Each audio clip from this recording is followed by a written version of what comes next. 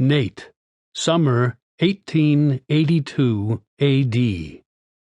Nathaniel Cole was wanted for murder, but this time he wasn't guilty. At least, he hadn't killed the man.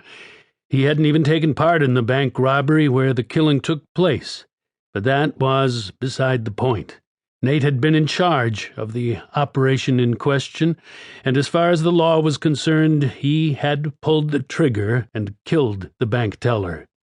The whole situation was a mess, and Nate wasn't sure how he would get out of being strung up this time.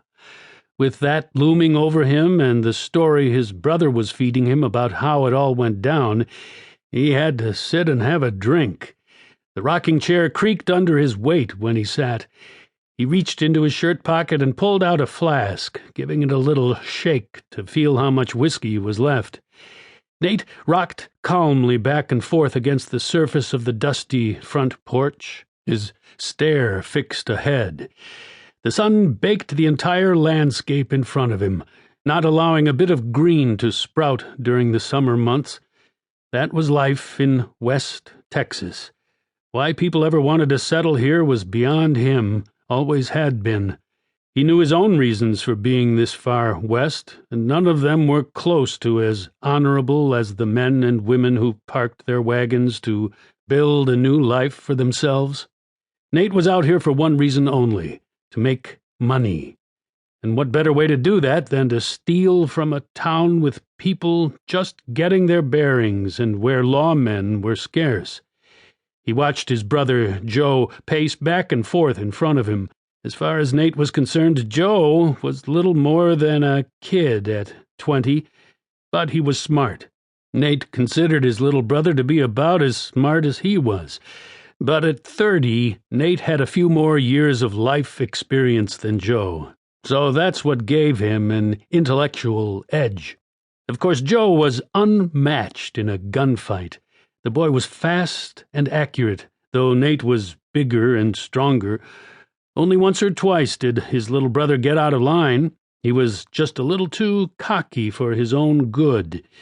A quick boxing match was enough to persuade Joe that Nate was still in charge. The rowels on the end of his brother's spurs jingled with every nervous step. Sweat dripped down his bald face, caking with the dust to make it seem like he had wiped his cheeks with mud. His hat and clothes were equally dusty, and with every move he made, a light cloud followed him. "If you don't stop walking like that, you're going to wear a trench in the porch," Nate said, shaking the flask above his open mouth. "I couldn't believe it," Joe said.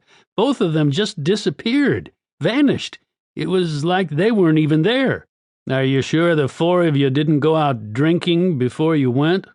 Joe clenched his jaw and stared straight into Nate's eyes. Nate looked away from him and shook his flask one last time before screwing the lid back on and placing it back in his breast pocket. "Do I look drunk to you? I'm nervous as a stray dog, but I ain't drunk." Nate was nervous too, but it would do neither of them any good for him to show it.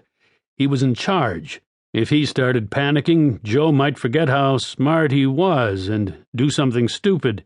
"You said Amos was caught?" Nate asked. "The sheriff shot his horse out from under him," Joe said.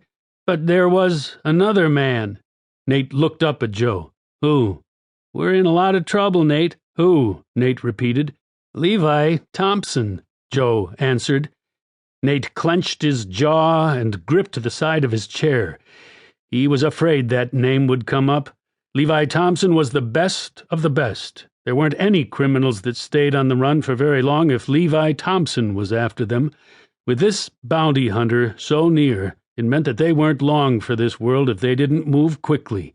"He's probably questioning Amos right now," Joe said. This perplexed Nate. Well, the whole situation was puzzling, really. Amos was one of 5 in the entire outfit that Nate had put together, and he was the worst one that could have been captured. It wouldn't take anything to get him to talk and give up Nate's location, and that was what Thompson would want, anyway. The other 2 crooks were Ralph and Stewart. Joe said the second they opened the book, they vanished into thin air.